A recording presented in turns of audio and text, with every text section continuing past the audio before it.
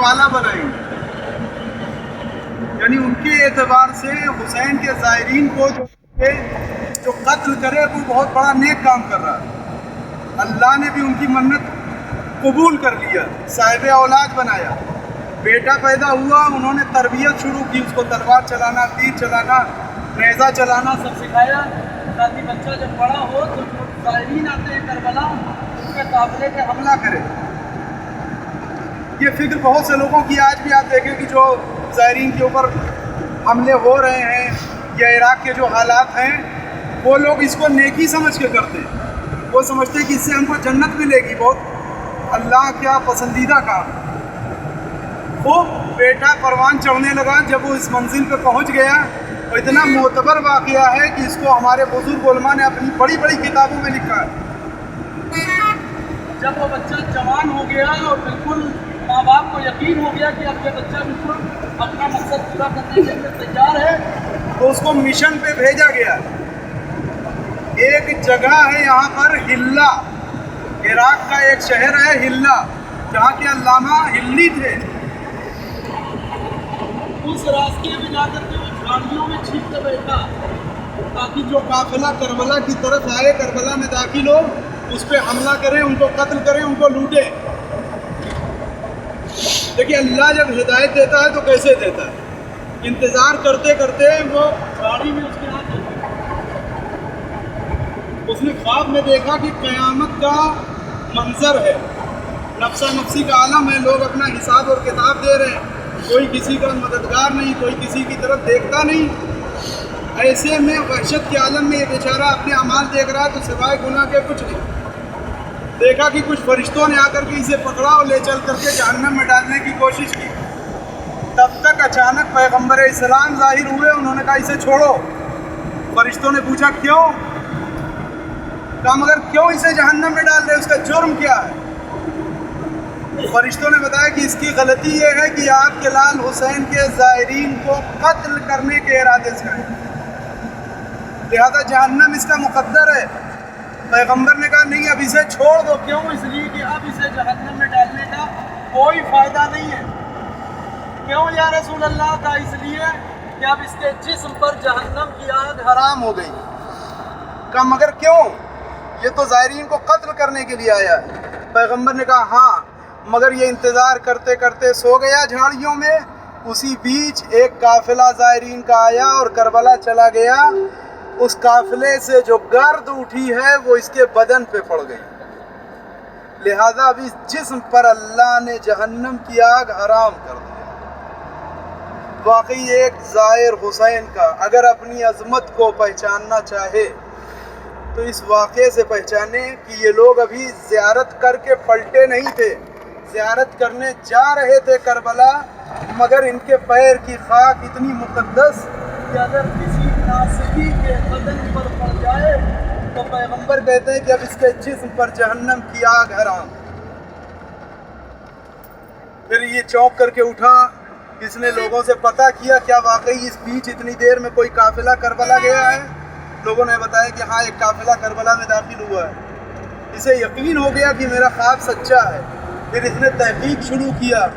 پڑھتے پڑھتے بہت بڑا محب علی بنا, شیعہ ہوئے. انہوں نے حضرت علی کی شان میں بہت سارے قصیدے لکھے. بہت بڑے عالم دین گزرے ہمارے شیعوں میں. یہ ہے ان کی تاریخ. بے شمار فضیلت اور فضائل ہیں زائرین امام حسین علیہ السلام. حد یہ ہے کہ حج کے لیے روایت یہ کہتی ہے کہ جب تک آدمی مستطیع نہ ہو جائے حج نہ کرنے جائے, قرض لے کر کے حج نہ کرے. مگر چھٹے امام نے یہ مطالبہ کیا ہے کہ اگر پیسہ نہیں ہے صلی اللہ محمد وآل محمد, جد کی زیارت کو ترک نہ کرو چاہے قرض لینا پڑے. ہم اس کی ضمانت لیتے ہیں جو قرض لے کر کے میرے جد کی زیارت کو جائے گا, ہم ضمانت لیتے ہیں کہ ہم اس کا قرضہ ادا کریں. مگر زیارت کا مطلب زیارت کا مطلب صرف زیارت. کربلا کی زمین پہ حاضر ہونے کا مطلب قربانی کی زمین پہ حاضر. کربلا کی زمین پہ آنے کا مطلب کچھ قربان کرنے کے لیے आना। कुर्बान करने का आज मुतालबा किसी से गले में कम से कम इतना मुतालबा है कि एक ज़ायर अपने ऊपर दूसरे ज़ायर को फजीलत दे, ताकि फिर जब वो हरम में इमाम हुसैन के जाए तो नज़र से नज़र मिला सके रोज़े से इमाम हुसैन के फर्जंद रसूल। मैं आगे था मगर मैंने देखा एक गरीब एक कमज़ोर ज़ायर पीछे था, मैंने उसकी मदद कर दी। क्यों? क्योंकि वो आपका ज़ायर था। इस काबिल बन करके हरम हुसैन में जाएं ताकि इमाम हुसैन से चेहरा मिला सके हुसैन के ज़रिए से। मैंने आप सामने अर्ज़ किया कि बहुत बड़ी फजीलत है। जनाब मूसा को एक बार ज़िंदगी में मौका मिला कि वो करबला की ज़मीन से गुजरे। अंबिया को एक एक बार मौका मिला कि वो करबला की ज़मीन से गुजरे, मगर वाक़या खुदा का शुक्र है कि उसने बार बार, और आप हजरात को और मेरी दुआ है कि बार बार आप हजरात को ये तौफीक परवरदिगार आलम देता रहे। जो मोमिनीन नहीं आ सके हैं उनको ज़रूर याद रखिएगा अपनी दुआओं। आप ज़रा याद कीजिए जब आप लोग अपने घर से निकल रहे थे कितने लोग अपना काम छोड़ करके आपको रुखसत कर दिया। कितने लोगों ने आपसे कहा होगा कि मेरा सलाम हुसैन को पहुंचा दीजिए। कितने लोगों ने कहा होगा मेरी तरफ से ज़ियारत पढ़ लीजिएगा। आप ये बताइए कि सैकड़ों लोग, हज़ारों लाखों लोग रोज़ करबला आ रहे हैं, लाखों वेटिंग में है, इंतज़ार में है। वो कौन सी खुसूसियत थी कि अल्लाह ने हमको आज ये मौका दे दिया? न जाने कितने लोग अभी लाइन में पीछे, वो कल आएंगे, एक महीने बाद आएंगे, एक साल बाद आएंगे, लेकिन हमें अल्लाह ने ये शरफ बख्शा कि आज हम करबला की तरफ आगे बढ़ रहे हैं। हुसैन इब्न अली के बाबा अली इब्न अबी तालिब की सरजमीन से गुजर रहे हैं। वो ज़मीन की जो बाबुल इल्म है, ये वो ज़मीन है कि सबसे पहले सूरज की किरण जिस जगह ज़मीन पर इराक़ में पड़ती है वो रोज़े अली इब्न अबी तालिब।